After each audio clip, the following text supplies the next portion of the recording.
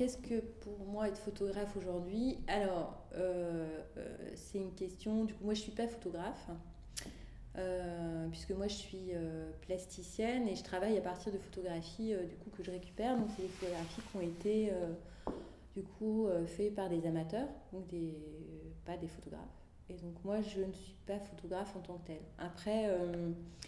Pour moi, être photographe, finalement, ça se situe dans il y a deux choses pour moi. Il y a l'acte photographique, donc le fait d'appuyer sur un bouton, de déclencher. Et un photographe, il fait aussi finalement son. Après, il raconte une histoire, il va avoir une narration, il va faire un choix, un editing sur ses photos, il va voilà, avoir envie de dire quelque chose à partir de ces images. Donc finalement, moi, cette deuxième partie, c'est une partie que je fais, puisque du coup, je me sers d'images.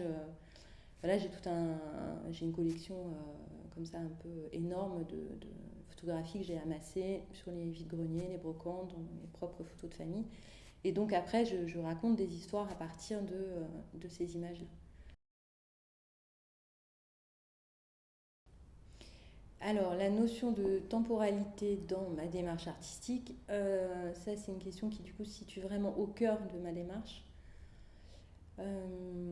puisque je ne travaille un peu que sur le temps, enfin, en tout cas sur la mémoire, sur ce qui reste, puisque effectivement je travaille à partir de photographies qui ont été faites, voilà, ça se situe entre 1870 et les années 60, 70, même si j'ai un peu plus de mal à travailler sur des images qui sont très récentes.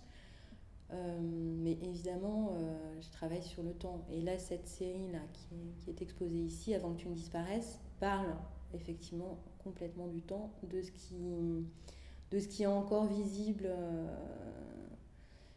des traces qui restent finalement de ces images-là. Donc on est vraiment au cœur enfin moi, c'est vraiment une question qui est au cœur de toute ma démarche artistique, c'est cette question du temps. Voilà, de la trace, de ce qui reste, de la mémoire.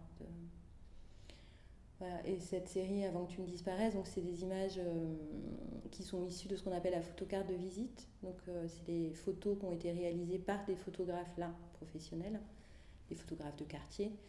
Et les gens, donc c'était très populaire, tout le monde allait chez les photographes se faire photographier comme ça et repartait avec des petits tirages qui étaient contre-collés sur le carton. Donc c'est vraiment l'ancêtre du photomaton. Donc c'est des photos qui datent de 1870 à 1910, à peu près 1920. Et du coup, moi là, ce qui m'intéressait, c'est de récupérer des images qui du coup étaient en train de s'effacer. Donc du coup, où il reste encore un petit peu, mais plus grand chose. Donc tout l'objet de ce travail-là, c'est ça. Alors, pour moi, la photographie, elle se situe vraiment pour moi, dans le champ artistique et pas scientifique, dans la mesure où moi, j'ai pas d'accroche particulière avec ça. Euh,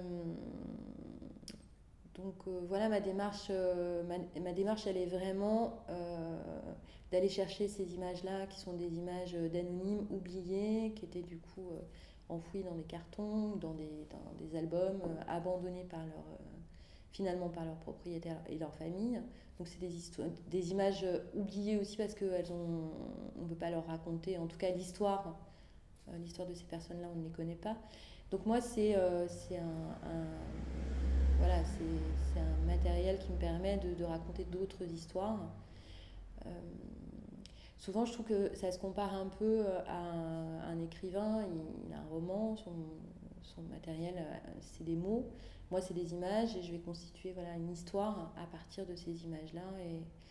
Et du coup, ça les fait revivre une autre histoire, voilà, qui n'est pas la leur, mais qui, du coup, associée, mis ensemble, juxtaposée, superposée, crée autre chose. Et les ancre dans